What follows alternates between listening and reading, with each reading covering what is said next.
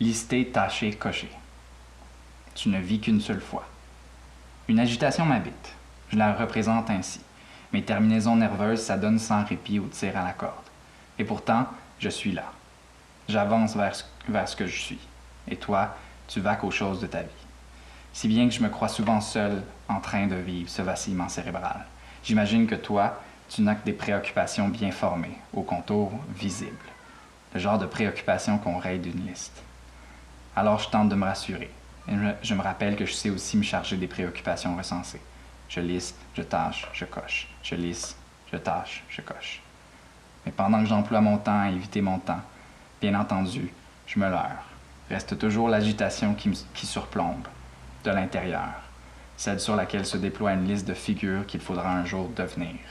Et sur cette liste, aucun élément, que des impressions renouvelées de ne pas être en train d'y arriver.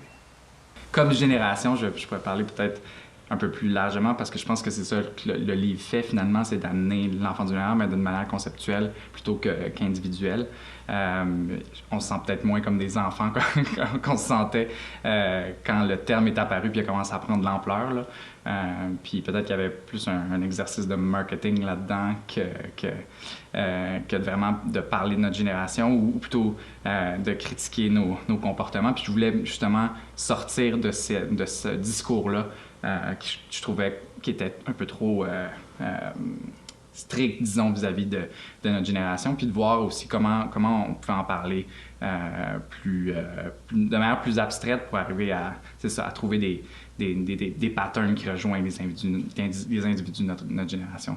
Les fragments d'un discours amoureux, il y a vraiment un calque là, au niveau d'abord du titre du livre, mais aussi dans la manière dont il est ouvert la structure du livre par fragment, mais aussi, disons, le propos liminaire, le premier fragment qui ouvre le livre, en fait, met la table sur le genre de voix qu'on va entendre, c'est-à-dire quelque chose d'un peu abstrait, qu'on n'arrive pas à définir très précisément, mais qui va un peu toucher à tout, de toutes les personnalités types de notre génération.